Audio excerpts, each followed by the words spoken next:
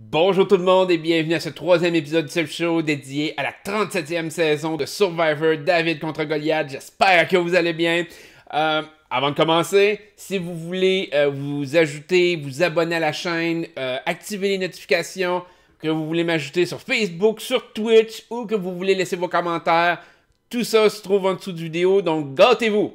Donc, aujourd'hui, dans le fond, je vais commencer par vous jaser un peu de Nick et de Christian, donc le Mason-Dixon Alliance, donc l'alliance des Mason-Dixon. Super intéressant à voir, dans le sens que, aussi bizarre ça puisse paraître, ils sont super appréciés à l'intérieur de leur tribu. D'ailleurs, on a vu Davy, qui est allé voir Christian en disant à Christian qu'il était son numéro 1. Mais d'où c'est que ça sort? Je veux dire, on n'a rien vu de l'histoire de Davy. Je vais dire Davy, je pense que c'est Davy, ça sonne mieux. Donc de Davy par rapport à la relation qu'il pouvait avoir avec Nick, qu'il pouvait avoir avec Christian. C'est comme. Quand c'est sorti au début de l'épisode, j'ai comme fait. What? Mais d'où c'est que ça sort cette alliance-là ou ce trust-là entre les joueurs? Je pense que ça l'a été montré pour montrer un peu l'impact de Christian Nick sur le vote. Mais je pense aussi que ça laissait sous-entendre que Davy il est pas important dans l'histoire parce que de couper complètement le fait que lui il trustait qu'il faisait confiance à ces deux gars-là et qu'il y avait un lien particulier avec les deux, que tout ça a été comme enlevé depuis le début de la saison de Survivor. Moi je pense que ça démontre que Davy sera pas un joueur d'impact dans le jeu, donc vous pouvez probablement mettre un X dessus, il risque d'être éliminé. Peut-être pas rapidement, mais tu sais, c'est pas quelqu'un qui va se rendre à la finale, mettons. Ou en tout cas, je verrais pas ça arriver. Je comprends pas pourquoi ils ont skippé cette partie d'histoire le concernant, à moins vraiment que ce soit un joueur sans aucun impact sur le jeu. Donc, Davy, on l'oublie pour remporter Survivor. Son histoire n'a pas été développée par tout. Mais ça reste quand même que c'est intéressant de voir Christian Nick derrière ça, qui contrôle le vote et que les gens lui font confiance. Et en plus, ils réussissent à transférer la haine qu'il aurait pu recevoir sur Gabi. Donc, c'est Gabi qui les a manipulés, c'est Gabi qui a tout fait. Et elle aussi lui fait totalement confiance à l'heure actuelle. Elle, là, c'est comme, eux autres, c'est mes meilleurs, puis, tu sais, elle trust Christian. Puis je pense que Christian, de façon légitime, veut travailler avec Gabi, mais il met quand même une cible dans le dos. Il fait comme, regarde, si je peux blâmer quelqu'un, fait que c'est quand même intelligent de sa part. Ça peut y nuire, par contre. Cette situation-là, par rapport à Gabi, pourrait très bien être une situation qui, à long terme, revienne le hanter. À court terme, peut-être que ça va être bénéfique pour lui. Gabi, son histoire a l'air un peu trop bizarre à l'heure actuelle pour que je la vois se faire éliminer. Je la vois plus se rendre loin. Même si elle a eu le blâme sur les épaules, je trouve qu'il y a d'autres joueurs qui ont des histoires beaucoup plus faibles que la sienne à l'heure actuelle. Son lien avec Christian, la façon dont elle a été montée dans cette tribu, je trouve que ça peut être une joueuse qui va peut-être faire des moves, qui va peut-être switcher d'une alliance à l'autre ou des trucs du genre, mais je la vois quand même aller loin, Gabi. Donc, super intéressant à voir. On a vu aussi dans l'équipe des David, on a vu Carl qui a fait son gros speech comme de quoi, il est tétané, il est faible, il est pas dedans pour jouer le jeu, il faut qu'il se batte, mais ça ne tente pas. Moi, je pense que c'est un signal gigantesque que probablement Carl va soit demander à son équipe de se faire éliminer éventuellement, soit qu'il va partir, soit qu'il va y arriver quelque chose. Mais il y a des grosses chances que Carl va s'en aller.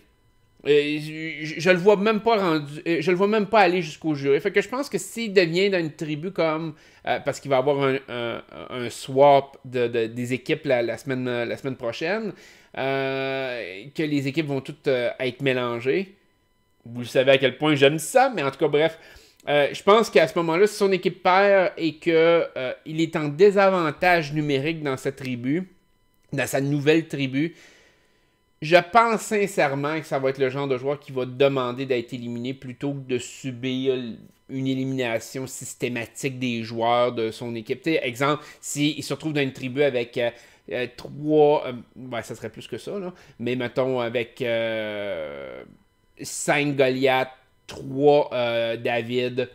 Il va probablement prendre le hit pour donner la chance aux deux autres de survivre ou quelque chose dans le même. Moi, je le vois dans ce rôle-là, du gars qui va abandonner. On l'a pas vu beaucoup depuis le début de la saison. La seule chose qu'ils ont montré, c'est vraiment cette passe-là où il a été complètement décontenancé du vote et que là, il était dépressif. Ça augure pas bien pour Carl. Donc, du côté des David, c'est un peu ça. Fait que la structure, en mon sens, c'est que du côté des David, il y a 3 joueurs qui shine, on pourrait dire, qui sont éclatants. Pour moi, c'est Christian Nick et après ça, t'as Gabi. Et ça, je vous le disais un peu, l'histoire tourne autour d'eux autres au sein des David, de la tribu des David. Tout se déroule autour d'eux. Les autres sont très secondaires, des fois un petit peu pour créer ou pour expliquer des choses, mais l'action se déroule autour de ces trois-là. Et c'est pas pour rien que si les David se rendent loin, c'est les 3 que je vois atteindre une finale. À l'heure actuelle, c'est les 3 que je pourrais voir. Ou ben non, ça va être les 3 joueurs qui vont survivre le plus longtemps des David, advenant que les Goliaths les exterminent. On pourrait dire ça de même. Par contre, quand je regarde les Goliaths, et c'est intéressant de ce côté-là, parce que je compare beaucoup les 2 tribus, David contre Goliath. Bon, l'histoire des Goliaths est pas vraiment intéressante. Les personnages de la tribu des Goliaths sont faibles. Il n'y a pas une grosse histoire. Alors, si on exclut Dan et Nathalie, les autres joueurs n'ont aucune importance. Je veux dire, ils ont passé un épisode quasiment entier à parler de Jérémy. Pourquoi Jérémy... Dans le fond, il expliquait dans le détail pourquoi Jérémy allait être éliminé. Mais on n'a quasiment pas vu les autres. Les autres parlaient de Jérémy. Fait que moi, ça me donne le sentiment que les Goliaths vont se faire clencher. Parce que l'histoire des Goliaths se développe pas. Les joueurs se développent pas, ou presque pas. Donc, on voit qu'il y a des joueurs qui risquent d'être un peu plus importants au fil de l'histoire. Mais la majorité, je me rappelle même pas le nom. Je veux dire, on voit, il y a Mike, qu'on voit un peu plus, correct. Mike, je le verrais très bien aller loin dans le jeu, pas nécessairement parce qu'il est fort ou il est performant ou autre, mais parce qu'il n'est pas une menace pour personne. Ok, Mike, je peux le considérer. Mais les autres, les histoires est complètement inexistante. Fait qu'il y a Dan.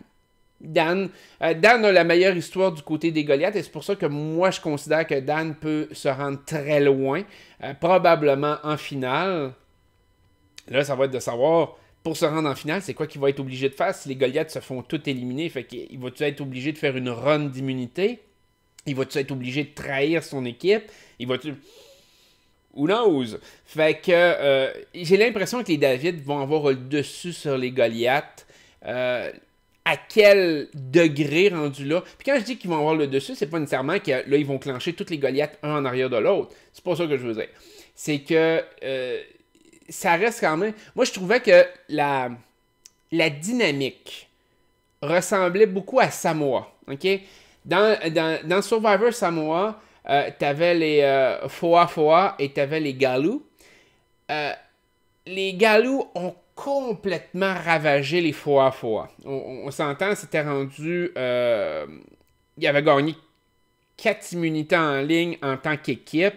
Donc, il était encore... les Galus étaient complètement... avaient tout le monde, alors que les Foa Foa en avaient déjà perdu 4.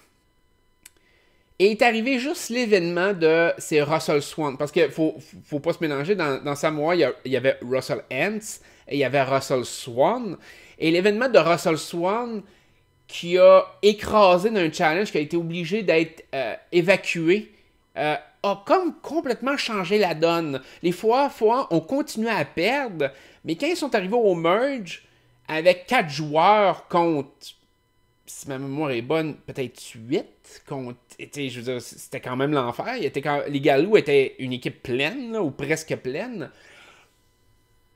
Ça a fait en sorte que les Gallows étaient comme tellement déséquilibrés et l'histoire des Gallows n'avait pas été développée du tout. Je veux dire, les Gallows avaient été inexistants dans cette saison-là quand on la regardait à la télévision. Et qu'est-ce qui est arrivé? Les fois, par plein de processus, par les idoles de Russell Hantz et autres, ont complètement exterminé les Gallows, malgré qu'ils étaient en désavantage numérique. Et ça me donne un peu cette vibe-là de possibilités par rapport aux David contre les Goliaths. C'est que les David peuvent peut-être perdre encore plusieurs personnes parce qu'on voit qu'il y a des gens qui n'ont pas d'importance dans le jeu à l'heure actuelle. Comme je vous disais, Carl, on voit qu'il veut partir. Davey, avec son histoire par rapport à Christian Nick, c'est bizarre. Je vois pas ça élaboré. C'est B aussi, je pense, qui l'Asiatique, que son histoire avec son genou, tout. Elle va-tu quitter? Va-tu y arriver de quoi? Elle va-tu être éliminée parce que c'est une... est faible pour les compétitions? Mais tu sais, les équipes, j'ai l'impression, a du monde à se faire clencher là, facilement. Là. Mais j'ai pas l'impression que Christian, Nick ou Gabi vont quelque part avec ça. Je veux dire, j'ai l'impression qu'eux autres, ils s'enlignent sur une finale. Fait que en tout cas, c'est le mood dans lequel je le vois. Et ça, c'est... Dans ce schéma-là, j'ai l'impression, et je pense que les premiers épisodes, et ça reste mon impression, j'ai hâte de voir si ça va se concrétiser. Mais l'impression que j'en ai, c'est que la décision de garder Nathalie va être la fin des Goliaths. Je pense que Nathalie, ils ont mis tellement l'accent sur certaines parties de son speech, comme quand elle est arrivée, elle a dit « Jamais je vais trahir les Goliaths, je suis une Goliath à vie. » Puis tout. Pourquoi tu rajoutes ça dans l'épisode? C'est-tu tant important que ça? Peut-être ça le devient si elle trahit tout le monde. Je veux dire, si dans le fond, elle switch de bord, ou que, tu sais, parce qu'elle était quand même en bas de l'échelle, tu sais. Si Jérémy avait pas joué en épais, elle partait. C'est Jérémy qui a joué en épais et non elle qui était meilleure. Et ça a fait en sorte que moi j'ai l'impression qu'elle peut se rendre compte de ça puis se dire ouais ben finalement tu sais je vais être éliminé. Pourquoi je switcherais pas de bord, je travaillerais pas avec d'autres joueurs? Et donc Nathalie peut survivre très très longtemps en poignardant systématiquement tous les joueurs de son équipe, en éliminant toutes les Goliaths de son équipe. Nathalie peut se rendre dans les 5 derniers. Il n'y a personne qui va s'inquiéter de Nathalie. C'est niaiseux de même, mais je veux dire, même les David vont regarder ça et vont dire écoute, c'est tellement une bitch. N'importe qui peut gagner contre elle en finale. N'importe qui. Fait que est-ce qu'elle peut être éliminée? Oui. Mais l'histoire de Nathalie est tellement développée que j'ai l'impression qu'elle partira pas. Et plus encore, j'ai l'impression que c'est elle qui va... Parce qu'on a tous vu l'histoire, Jérémy qui disait, si on la garde, ça peut causer la perte des Goliaths, on va continuer à perdre des challenges, on va continuer à perdre ci, on va perdre... toute son anxiété, sa paranoïa sur le fait que s'il y avait un Tribe Swamp, si les équipes se mélangeaient, je pense que c'est... On nous a donné un cue d'avance avec toute l'histoire de Jérémy par rapport à ça, que dans le fond, Nathalie va le faire. Que c'est ça qui va arriver. Que c'est ça que dans le fond, qui va causer la perte, puis qui va faire éliminer les Goliaths un à un, puis que les David vont réussir à surmonter les autres. Mais est-ce que ça va se faire là? Moi, je pense qu'il reste encore 2-3 David qui vont peut-être se faire éliminer facilement. Là. Il y a 2-3 noms que je les vois pas aller loin. Comme je vous dis, Carl, je le vois pas aller au merge. B, je la vois pas aller au merge. Davey, dépendamment comment il joue son idole, dépendamment comment il joue sa game, peut-être. Mais c'est des joueurs qui sont susceptibles de partir. Mais c'est ça, du côté de Nathalie, c'est sûr qu'il va arriver de quoi qui va faire en sorte que, dans le fond, le monde va se faire avoir dans cette... Tu sais, il y avait trop d'appréhension, ils ont trop mis l'accent sur le fait qu'elle pouvait les faire chier pour que finalement, c'est pas ça qui arrive. Je suis comme... Il me semble que c'est visible la lune qui va arriver de quoi, puis que Nathalie va tout faire chier leurs affaires. Fait que j'ai hâte de voir cet aspect-là. J'ai hâte de voir comment la descente aux enfers des Goliaths, parce que pour moi, les Goliaths ne survivront pas. L'histoire des Goliaths n'est pas assez bien développée, à moins qu'on voit vraiment un revirement de situation drastique.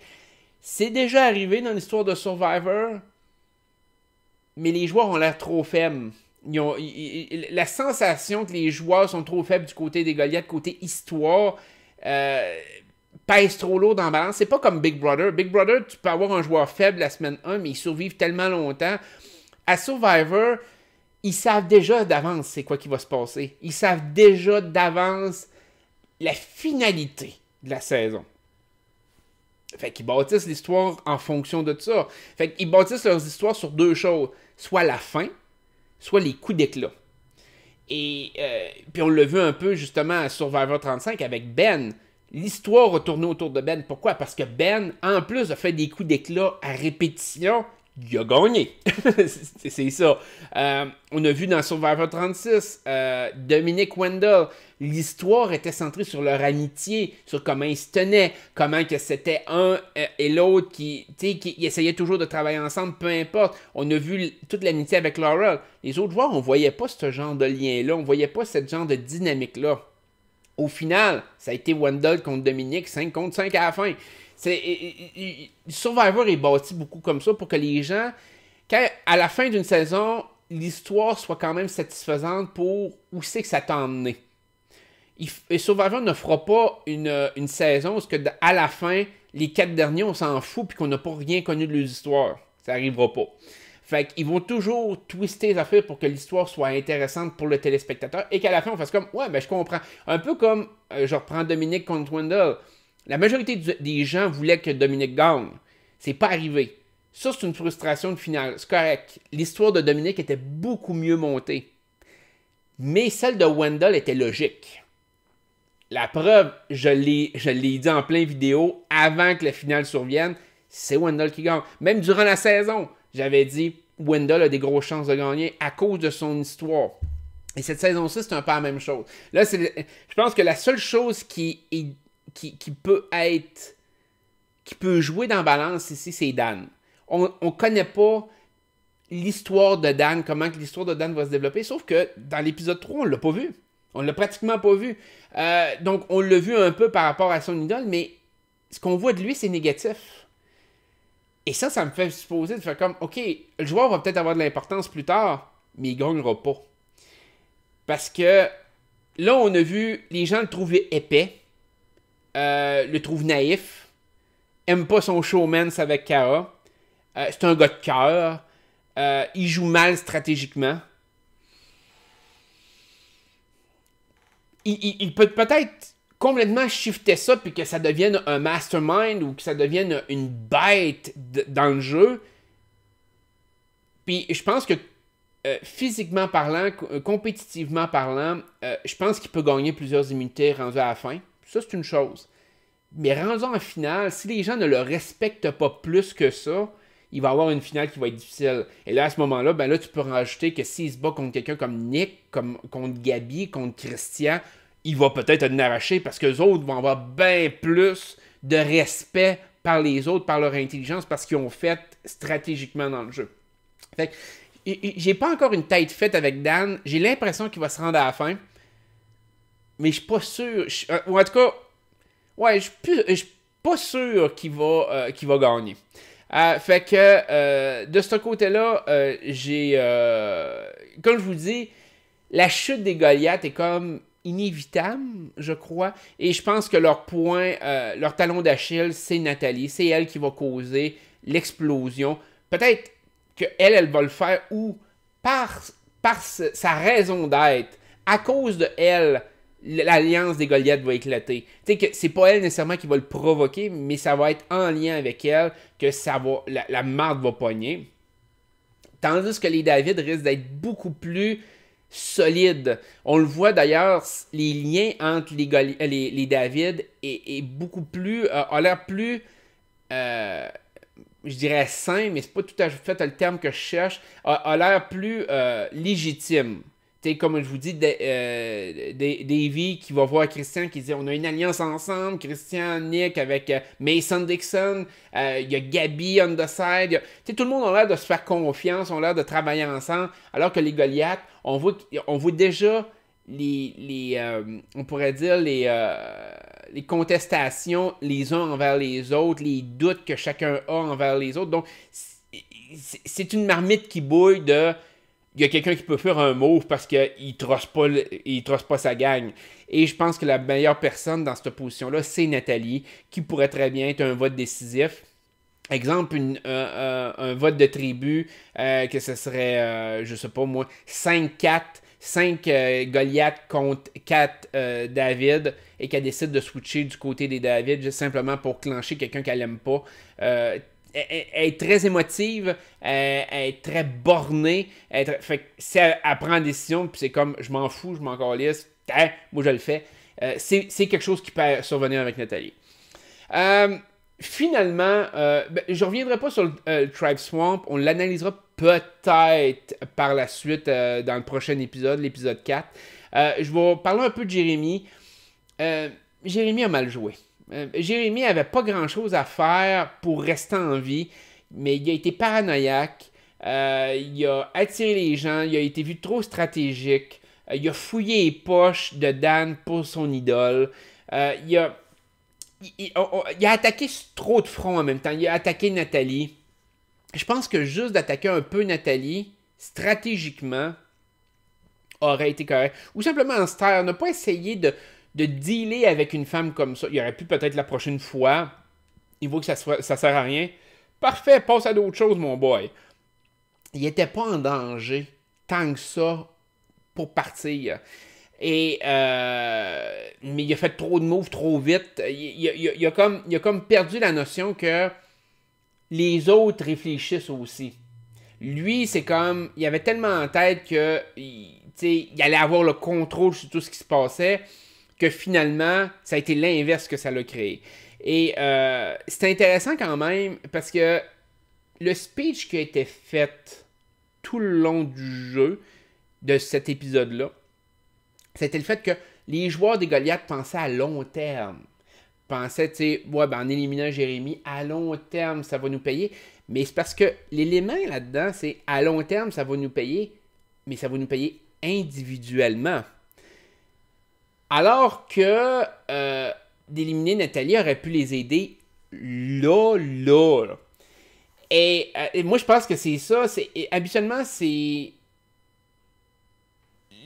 Toutes les personnes d'importance dans Survivor ont quand même toujours essayé, en tout cas au pre-merge, de préserver le force. On jamais vraiment essayé d'éliminer quelqu'un de trop fort. Puis c'est arrivé à plein d'occasions. Je pourrais vous citer plein d'exemples. Là. Je veux dire, à Marquesas, quand ils ont éliminé, c'était Gabriel qui avait éliminé, qui était super fort au début dans le pre-merge, en disant on passe à long terme. Gabriel, s'il se rend loin, il va gagner. Oui, puis les Rutu se sont fait tout éliminer par les Maramu. Fait que c'est souvent des choses comme ça qui arrivent, c'est qu'ils pensent à long terme, puis ils oublient que le court terme est important. Survivor, c'est un jeu qui se joue très vite. Un jeu qui, à chaque 3 jours, t'as quelqu'un qui se fait éliminer ou presque. Okay? Des fois 3-4 jours à peu près. Généralement, c'est aux 3 jours, je pense. Il y a un joueur qui se fait éliminer. C'est une game qui peut aller vite vraiment intensément. Et d'arriver puis de perdre un joueur comme Jérémy fait en sorte que tu as des chances de te faire... Tu sais, ils ont tellement ils ont tellement pensé que Jérémy pourrait switcher de bord, alors que fort probablement, ça aurait été un des gars les plus loyaux, même il aurait été épais là-dedans de le faire, il aurait probablement resté loyal.